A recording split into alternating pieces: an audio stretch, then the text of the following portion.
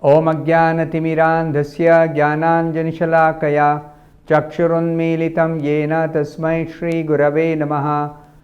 Nama Om Vishnupadaya Krishna Presthaya Bhutale Srimate Bhaktivedanta Swamin Niti Namine. Namaste Saraswate Deve Gauravani Pracharine Nirvishesha Shunyavadi Paschatya Deshatarine. Jaya Shri Krishna Chaitanya Prabhu Nityananda Shri Advaita Gadadhara Srivasadi Gaura Bhakta Vrinda. Hare Krishna Krishna Krishna Hare Hare Hare Rama Rama Rama Hare Hare. Om Namo Bhagavate Vasudevaya Narayanam Namaskritya Naram Chaiva Narottamam Devim Saraswatim Vyasam Tato Jayamudirayet. In this session, we will be discussing from the 38th verse of the 11th chapter of the first canto of Srimad Bhagavatam. Etad ishanam ishasya prakristhopi tad gunaihi na yujyate sadatmasthair yatha buddhis tadashraya. The meaning of this verse is, this is the divinity of the personality of Godhead. He is not affected by the qualities of material nature, even though he is in contact with them. Similarly, the devotees who have taken shelter of the Lord do not become influenced by the material qualities. So both the Lord and his pure devotees are unaffected by material qualities, material nature. So Srila Prabhupada explains this in the purport. In the Vedas and Vedic literatures, Shruti and Smriti. Shruti is the portion of the Vedas which is coming down through the oral tradition from the beginning of creation. Whatever was revealed to Brahma by the Supreme Lord within the heart of Brahma. Tene Brahma Hrudaya Adi Kavaye. The original Vedas. And Smriti is the corollary literature in pursuance of the Vedas. The Vedas explained by saintly persons, great acharyas, great rishis, for understanding of the common people. The Smriti literature means the Puranas, the Itihasas, Dharmashastras, like that. So all of them affirm that in the divinity there is nothing material. The Supreme Lord, Krishna, is transcendental only, nirguna. Nirguna, this word is used. The Supreme Cognizant is always cognizant, is always full of consciousness and is supremely conscious person. Hari, or the personality of Godhead, is supreme transcendental person beyond the range of material affection. Hari Nirguna Sakshat. This is a statement in the Bhagavatam, in the 10th canto. Hari, the supreme personality of Godhead, is a supreme transcendental person situated beyond the range of material affection. These statements are confirmed even by Acharya Shankara. Shankaracharya says, Narayana Paro Avyaktat. So he admits Narayana, the Supreme Personality of Godhead, is beyond this manifested and unmanifested matter. One may argue that his relation with the goddess of fortune may be transcendental. But what about his relation with the Yadu dynasty, being born in that family, or his killing the non-believers like Jarasandha and other asuras directly in contact with the modes of material nature? Because Lakshmi is situated transcendentally, people may consider his relationship with Lakshmi to be also transcendental. But what about Krishna taking birth in the Yadu dynasty as the son of Vasudeva and Devaki, while they were imprisoned? And as if Vasudeva and Devaki are afraid that Kamsa will kill this newborn child, Vasudeva takes that newborn child and hides him in Gokula under the care of Nanda and Yashoda. So it appears like Krishna is afraid, or Vasudeva is afraid of Kamsa killing the child. So why should Vasudeva be afraid, or why should Krishna be afraid? Because Krishna only directed Vasudeva, take me to Gokula. So why did Krishna do that? So therefore, his taking birth in the Yadu dynasty as the son of Vasudeva and Devaki under very, very peculiar circumstances, or his killing the non-believers like Jarasandha and other asuras directly in contact with the modes of nature. This Jarasandha and all these asuras, they are completely entrenched in the three gunas, and they are killed by Krishna as if Krishna had no other means of subduing these people. So the answer is, Prabhupada gives the answer, the divinity of the personality of Godhead is never in contact with the qualities of material nature in any circumstances. That is the affirmation in this verse. Prakrtisthopi tadgunaihi na yujyate. He is in contact, appears to be in contact, but he is aloof. Never in contact. Actually, he is in contact with such qualities because he is the ultimate source of everything. Aham sarvasya prabhavo janmadhyasya yataha. Everything is ultimately got its source in Krishna, the personality, supreme personality of Godhead. He is the ultimate source of everything. So he is the source of the three gunas also. They are his energies. They are working according to his control and direction and his will. So he being the controller, he will never come under the control of the material modes of nature. Please understand this point. He being the supreme controller always, eternally, why will he come under the control of material nature? He is known therefore as Yogeshwara.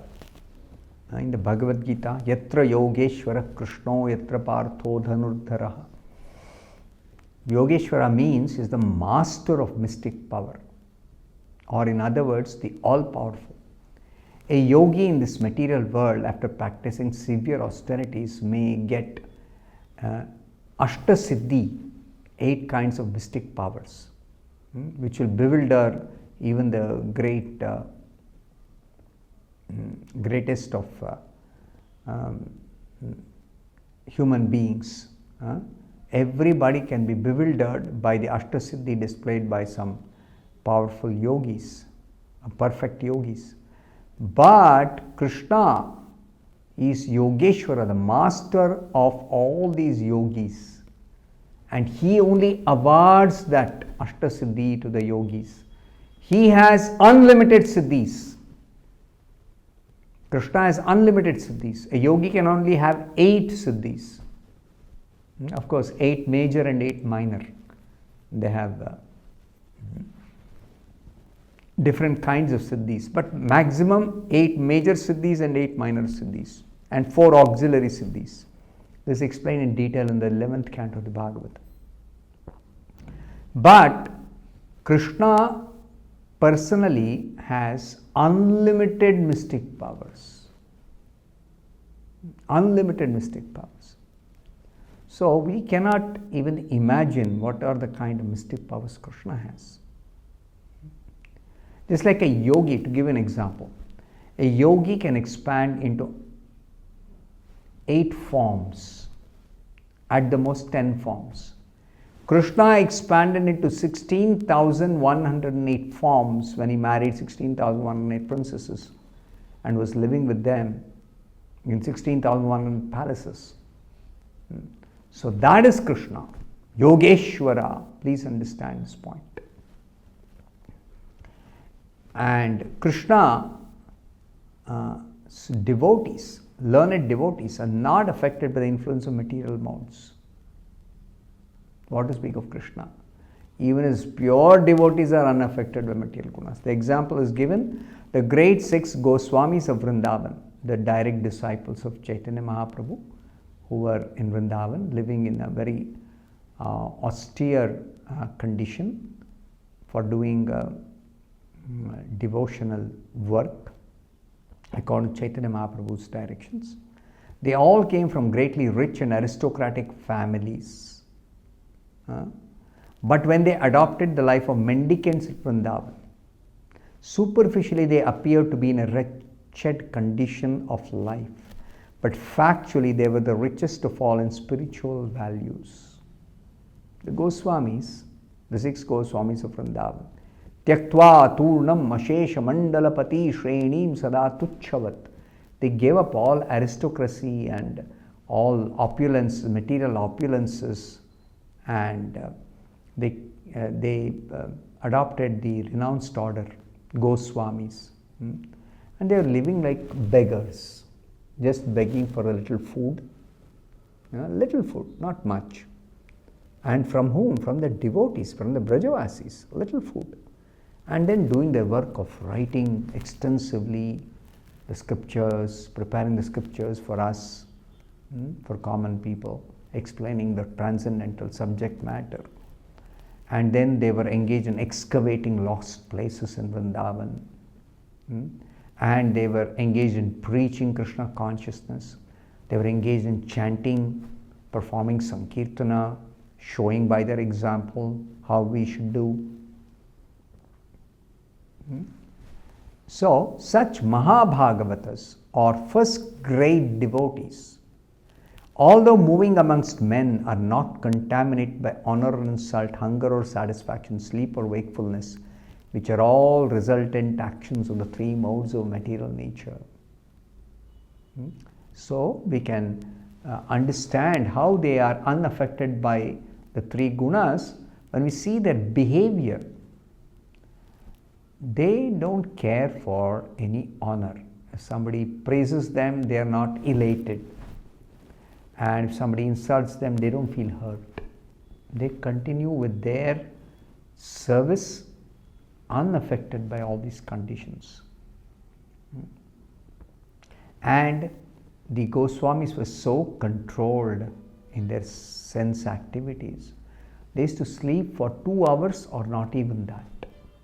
So what were they doing? They were busy with writing books, with excavating lost places of Krishna's pastimes, and preaching and chanting and Sankirtana. 22 hours they used to work. Constantly engaged in such work, and with great internal pleasure they used to do that, not as if it's a burden. Now, Prabhupada explains that some of them are engaged in worldly dealings yet are unaffected, the pure devotees. Unless these neutralities of life are there, one cannot be considered to be situated in transcendence. So there is a test you can apply to actually understand whether somebody is actually transcendently situated or not. It's not just by dressing oneself in some saffron clothes or just remaining in some simple dress or staying in a forest. That alone is not the criterion. It's also how their behavior is under different circumstances. When they interact with ordinary people, do they become affected by anger or by insult, or do they have any trace of material desires? Do they have any trace of envy? No. So it is very, very evident, and this is clearly proved by their interactions with ordinary people. So the divinity and his associates are on the same transcendental plane and their glories are always sanctified by the action of the internal potency of the Lord. They are always under the internal potency. This is described by Krishna in the Bhagavad Gita. Mahatma anastu mam partha daivim prakritim ashritaha. Krishna's internal potency is particularly the protector of the pure devotees. And Krishna himself also is under the, he employs his internal potency for all these activities. I'll stop here. Thank you very much. Hare Krishna.